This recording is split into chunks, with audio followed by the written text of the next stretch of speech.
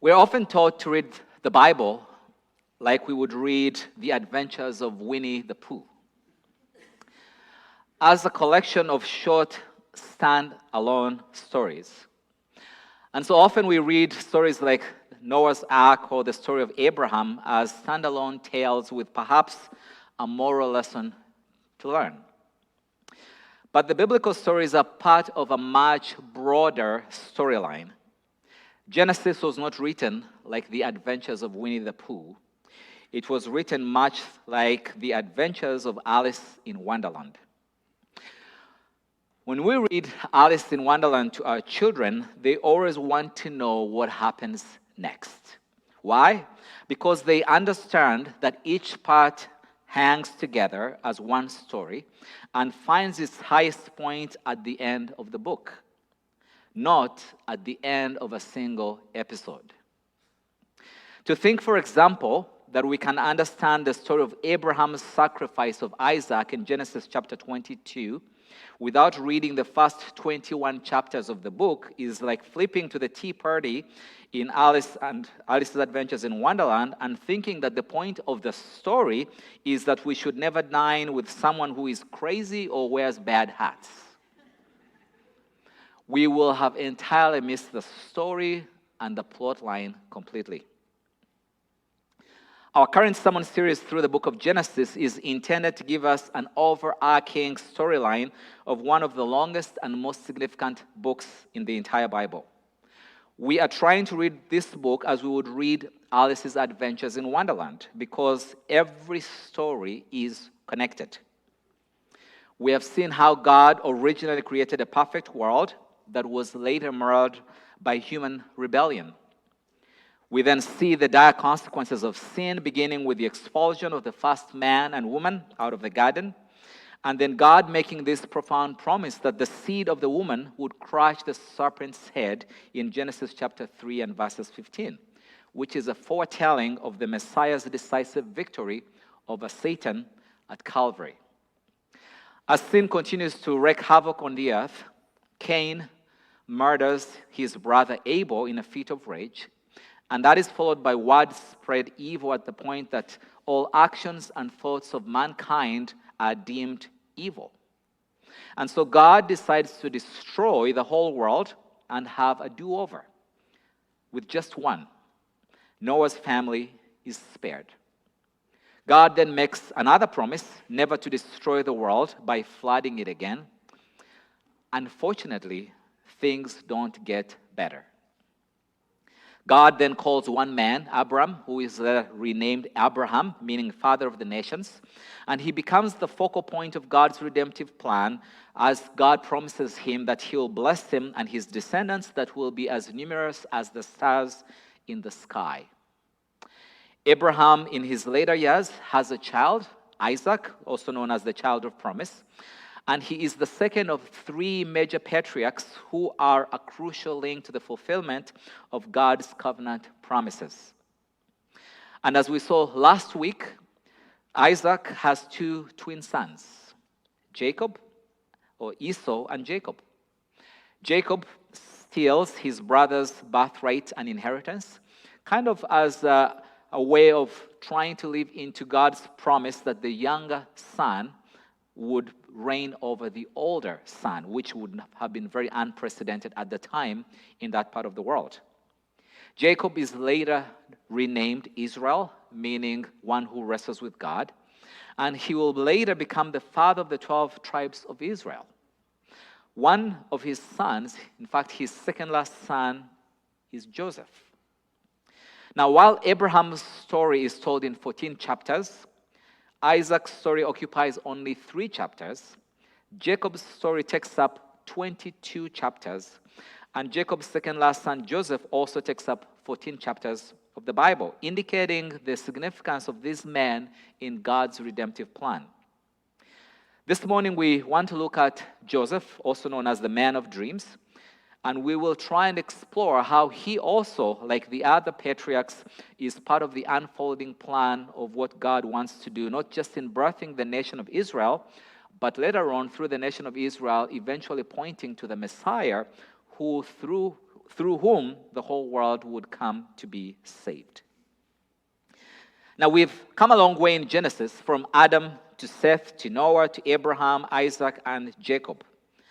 This is the main line of descent that the author is trying to trace out for us. In fact, a lot of Bible scholars believe that Genesis chapter 35 all the way to the end of Genesis is really about Jacob. It's tracing Jacob's bloodline to the end. And we'll make a case for that next week when we conclude Joseph's story.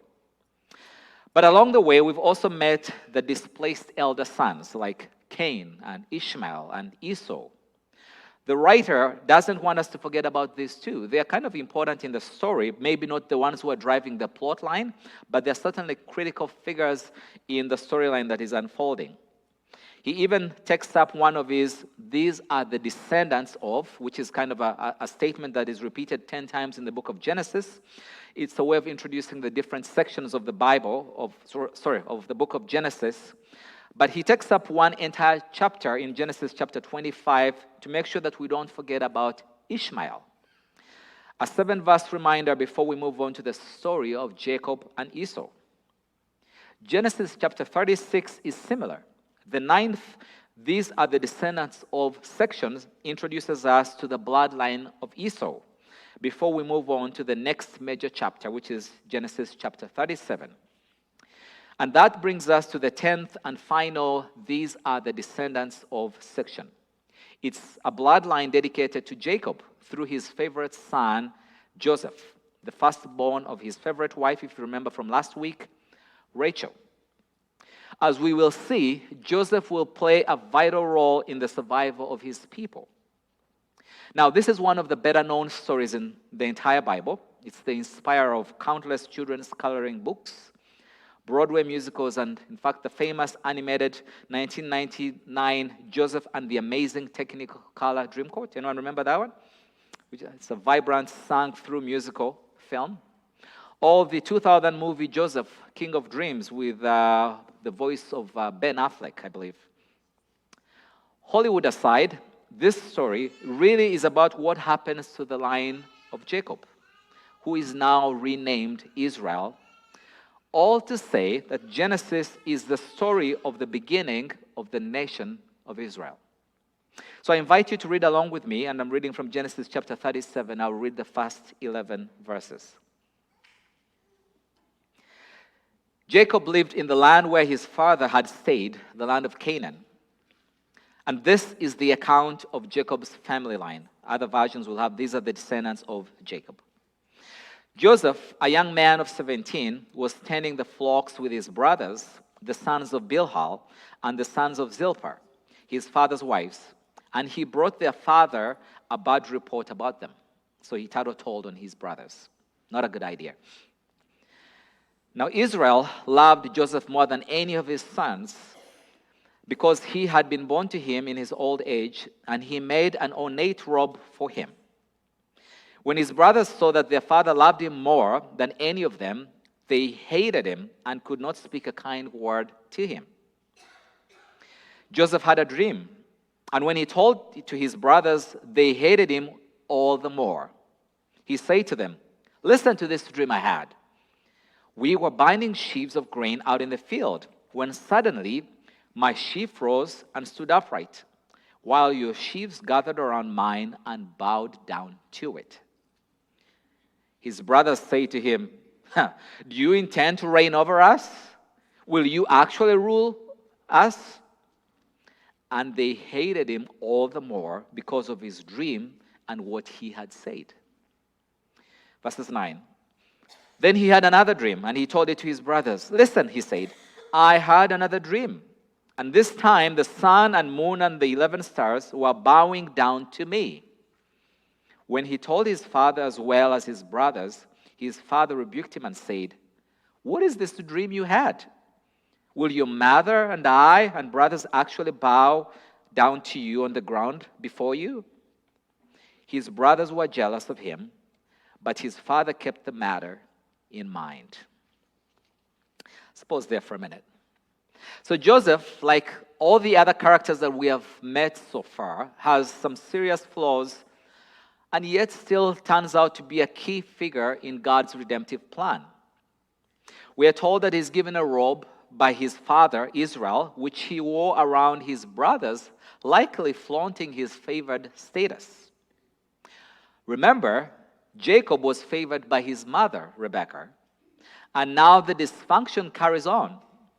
His father makes no attempt to hide his favoritism of his second-last son, Joseph. And needless to say, that does not go over well with the other children. Also, this 17-year-old tattled on his brothers, likely multiple times, and there's no way that's going to go over. I'll give you an illustration. I'm the oldest of 8 children, and when we were growing up, one of my brothers was the tattleteller.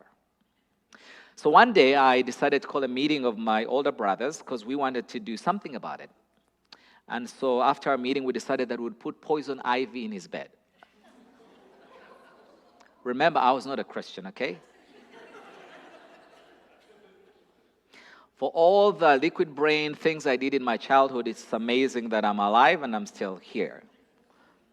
Anyway, so we all went to bed early that night and waited to hear the screams, and sure enough, we got our payback. Oh, and man, it felt good. But it was short-lived because my parents found out. And man, did we pay for it dearly. It was not worth it, to say the least. The punishment we got was a lot worse. And if this is a moral lesson here, for all those of you who have siblings that tattletale, endure the tattletale than trying to fight your own battles. It's way less painful in the long run. Anyway, sibling rivalry is pronounced throughout the book of Genesis. We have seen Cain and Abel, Jacob and Esau, and now Joseph and his brothers. What gives? Israel's national history will be one sibling rivalry event. The 12 brothers will in time become the 12 tribes of Israel, and they will, wait for it, they will not get along at all. The kingdom of Israel, unified under King David and later his son King Solomon, will quickly split into 2 kingdoms. 10 tribes that make up the north, and the 2 remaining tribes, Judah and Benjamin, that make up the south. So back to Joseph. Joseph's brothers hate him, not just because of his snappy clothes, but because Joseph rubs it in their faces. And like me and my brothers, they decide that at an opportune time they will make him pay. So Joseph has 2 dreams with the same message. One day, all his family, including his brothers, father and mother, will bow down to him. Having the dreams is one thing, but Joseph makes the rookie mistake of sharing the dream with his brothers. And you could imagine what must be going on through their minds. You put yourself in Joseph's brothers' shoes. You have this pretty cocky, privileged, spoiled teenager, not only flaunting around with the best ornate gown in town, he was also now telling you that he's going to be the boss of you. Needless to say, their brothers were not thrilled about it. Did not enhance his relationship with them.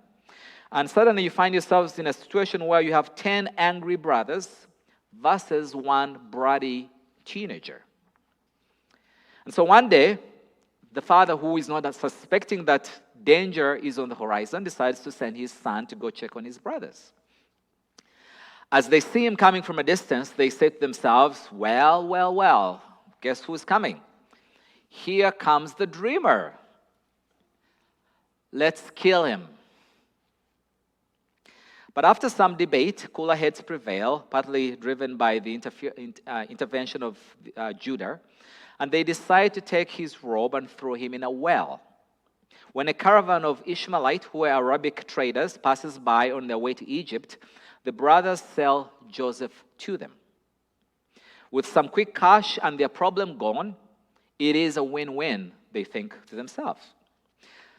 But they still have to figure out how to explain what happened to their dad. So to cover up their crime, they dip Joseph's coveted robe in goat's blood and then tell their father that his favorite son has been ripped apart by wild animals. Again, another incident of deception. Remember, Jacob was the chief deceptor. And in, again, an undertone that's being almost sarcastically implied here is once again he gets a taste of his own medicine. The Joseph narrative appears to suddenly stop at the end of chapter 37 when we get to chapter 38 where we have the story of Judah and Tamar. For purposes of time this morning, I want to look into that story, but I'll make reference to it next week because it has a central message as well that will play into how the rest of the book concludes. But the story of Joseph resumes again in chapter 39.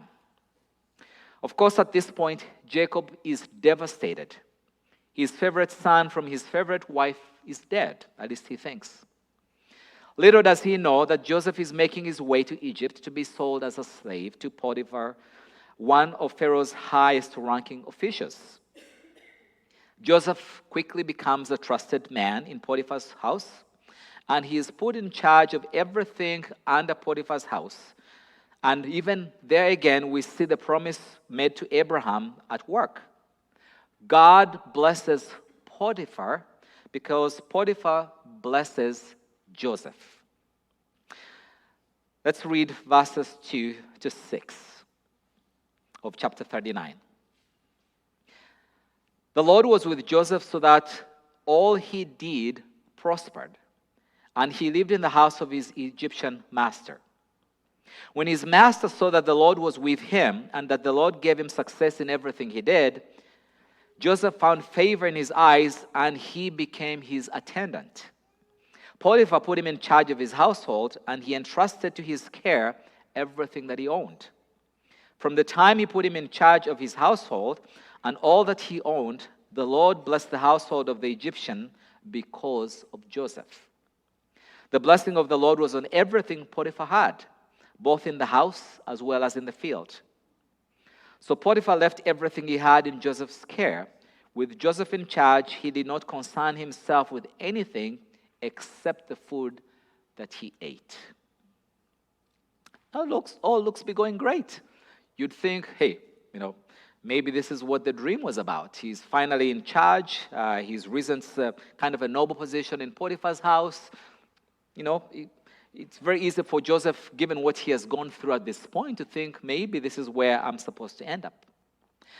But soon things take a turn for the worse because Joseph is quickly confronted by another problem. We are told that Joseph is a handsome-looking young man, and Potiphar's wife takes a notice of him and desires him. One day, while they are alone in the house, she tries to seduce him. But Joseph refuses. What's that saying? Hell knows no fury like? I'm sure you all know what the rest of it is. Okay. Hell knows no fury like a woman scorned. Well, here we go. Unfortunately, she grabs his tunic, so when Joseph tries to get out of there, he leaves without his clothes. This is the second time this poor young man has lost his clothing, with tragic results in both cases. You got to feel for him. Something about his clothes, and people are always ripping off his clothes. This time, the scorned and guilty woman lies to the household, servants, and to Potiphar, telling them that it was Joseph who tried to seduce him, which of course is a deception. After all, who is Potiphar going to believe? The slave? No, he's going to believe his wife. So he throws Joseph in jail, much like his brothers threw him in a pit. Verses 20. But while Joseph was there in prison, the Lord was with him. He showed him kindness and granted him favor in the eyes of the prison warden. So the warden put Joseph in charge of all those held in prison, and he was made responsible for all that was done there. The warden paid no attention to anything under Joseph's care, because the Lord was with Joseph and gave him success in all that he did. It feels like this guy just can't catch a break. Or can he? Remember, Joseph has had coded dreams. And in those days, the ability to interpret dreams was pretty valuable. It was a valuable art. It was like the people who know how to code computer programming. It just so happens that while Joseph is in prison, Pharaoh's cupbearer and baker are also there. We're not told why they were there, but each of them has a dream that they cannot interpret. Joseph hears about the dreams and offers to interpret the dreams. He says to the cupbearer that he would be released from prison and restored to Pharaoh's good graces. Joseph then interprets the second dream for the baker, which is less promising. He tells him he will have his head chopped off and stuck on a pole for the birds to feed. Both dreams come true. But before he's let out of prison, Joseph asks the cupbearer to put in a good word for him with the Pharaoh. Unfortunately, that's not what happens. There's this very sad verse at the end of Genesis chapter 40, verses 23. The chief cupbearer, however, did not remember Joseph. He forgot him. Okay. Your brothers hate you. You're almost murdered. You're thrown into a pit. You're sold. Have to walk all the way to Egypt. You're put into Potiphar's household. You are almost taken advantage of by the wife of Potiphar. You're falsely accused. You're thrown in prison. You're forgotten. I mean, it just keeps getting worse. And remember, he is in prison not for anything he has done wrong. Like many people that are in prison today, he is falsely imprisoned. And I wonder, how do you respond when you end up in jail knowing that you are innocent? How would you respond when life does not go the way that you had hoped it would go? Especially when it's no fault of your own. A spouse leaves or dies. A surprise health diagnosis while you were healthy and everything seemed to be going well. The company that you've worked at for 40 years suddenly goes bankrupt and you're laid off. Or you have to live with chronic pain or anxiety, or having to suddenly take care of an aging parent. What about your one dream in life was to have a child, and suddenly you find yourself failing to conceive? How do you respond when life doesn't go the way you had hoped it would, at no fault of your own? Somehow, Joseph kept his faith at a place where most of us would have fallen apart. And in line with Joseph's bad luck, as I say, the cupbearer forgets about him for 2 full years. That is, until Pharaoh starts having dreams of his own that also need to be interpreted. Genesis chapter 41, verses 1 to 16. When 2 full years had passed, Pharaoh had a dream. He was standing by the Nile when out of the river there came up 7 cows, sleek and fat, and they grazed among the weeds. After then, 7 other cows, ugly and gaunt, came up out of the Nile and stood beside those on the riverbank. And the cows that were ugly and gaunt ate up the 7 sleek fat cows. Then Pharaoh woke up. Talk about a nightmare. He fell asleep again and had a second dream. This time, 7 heads of grain, healthy and good, were growing on a single stalk. After them, 7 other heads of grain sprouted thin and scorched by the east wind. The thin heads of grain swallowed up the 7 healthful heads. Then Pharaoh woke up. It had been a dream. In the morning, his mind was troubled, so he sent for all the magicians and wise men of Egypt.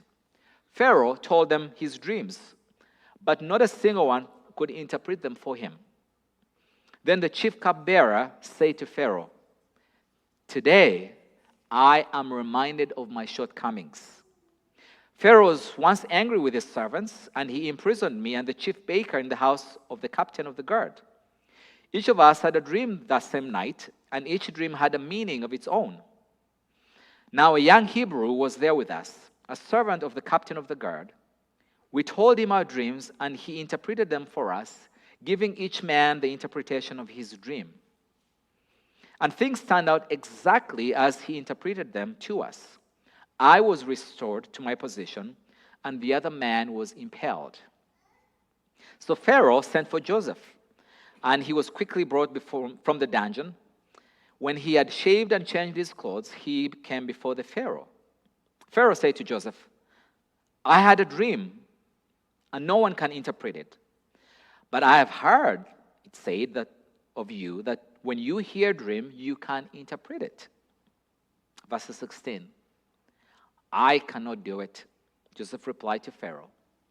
But God will give Pharaoh the answer he desires. Now, some of us are quite used to terrifying movies or horror movies, like The Walking Dead or Jaws or any other thing that terrifies children. That maybe when you read about Pharaoh's dreams, they don't sound that terrifying. But to Pharaoh, his dreams were disturbing and would creep out most people. Think about it. Skinny cows eating fat cows. Or if you can imagine it, skinny stalks of wheat eating fat stalks of wheat. And to make things worse, his magicians, the men that are paid to make him or put him at ease, in fact, their lives literally depend on it, this time they cannot interpret the king's dreams. By divine providence, the cupbearer overhears the conversation and says, hey, I remember. I was in prison with the Hebrew guy who was quite good at interpreting dreams. Well, Pharaoh sends for Joseph. I hear you can interpret dreams, he says. To which Joseph answers, God interprets dreams. I am just the messenger. Joseph has learned a very important lesson while staring at the prison walls in jail. Humility. And likely, that was one of the most important lessons God needed to teach him before he would send him to save a nation. So Pharaoh tells Joseph his dreams, and he immediately knows what they mean. Egypt will have 7 years of abundance, which is the fat cows and fat wheat stalks, followed by 7 years of famine, which is the skinny cows and the skinny stalks. And the famine will be much worse than the abundant years. So Pharaoh takes the chance and asks the Hebrew prisoner what he thinks they should do about it. Joseph advises him to store up food during the 7 years of plenty, so they'll have enough to ration out during the years of famine. He also advises Pharaoh to appoint someone to oversee this work. And the most unlikely thing happens. Out of the many seemingly qualified Egyptian men that the Pharaoh could have asked to take up this position, Pharaoh asks a Hebrew slave to become his second in command. He asks him to look after this enterprise, and suddenly Joseph becomes Pharaoh's right-hand man, prime minister over Egypt. In fact, only Pharaoh had more power than Joseph. Joseph suddenly goes from the pit to the throne, all in decades of years of waiting, of frustration, of disappointment, of pain, of betrayal. Joseph is an example of resilience, integrity, and trust. His journey offers us timeless lessons about maintaining faith even during our most challenging times in life. So let me conclude by leaving us with 4 practical applications and lessons that we can take with us from this. Number 1, that God is with us in the pits of life. Even when sold into slavery or falsely imprisoned, we see that God was still with Joseph. We too often wonder where God is when things don't go well. And the truth is, He's right there with us. Joseph's account teaches us that no matter the life circumstances, God is not only with us, but He will provide the strength and the purpose for which we are going through. Secondly, integrity matters, especially when no one is watching. When faced with temptation by Potiphar's wife, Joseph chose to honor God rather than sin, even if it ended up costing him his own freedom. I think it's because Joseph had made up his early in his mind that he would not allow anything in his life to distract from his relationship with God. Joseph did not, in the heat of the moment, try and figure out, I wonder whether my relationship with God is more important to me or this momentary pleasure. You see, integrity is a muscle that must be built, tested, and strengthened in the quiet and mundane moments of life so that when temptation comes our way, we act instinctively. And by the way, when temptation comes our way, sometimes it's not time to stand there and reason your way through. Sometimes, like Joseph, you need to run or walk away or excuse yourself. Thirdly, adversity builds character and skills for future responsibility. Joseph probably thought that his years as a servant and as a prisoner were wasted, and that was life that had been stolen away from him. The truth is, those years developed his administrative abilities, his resilience, his patience, his capacity to deal with people, so that later on, when he becomes the second-ranked leader of Egypt, he would need those skills. Hard seasons are often God's training ground for future responsibilities. And finally, humility is indispensable in God's work. Earlier in the story, we meet a young man who is full of himself. He can't wait to flaunt his clothes. Years later, when called to interpret Pharaoh's dreams, Joseph is quick to give glory to God as the one who provides the answers. We see the same thing happen with Daniel when he interprets Nebuchadnezzar's dreams in Daniel chapter 2 and later in Daniel chapter 9. And in both cases, he attributes the capacity to interpret dreams to God. It's not because of his ability as a person, it's because of God's enablement, which is a manifestation of a lesson of humility. Humility is an asset that keeps pride in check, even in moments of great success. And Joseph was about to have a lot of success. He would need humility to undergird that success. Let me conclude with 1 Peter chapter 3, verses 13, 14, and verses 17, which reads, "Who is going to harm you if you're eager to do good?" And sometimes the answer is there are people that will harm you even when you're eager to do good. Verses 14, "But even if you should suffer for what is right, you are blessed. For it is better, if it's God's will, to suffer for doing good than for doing evil."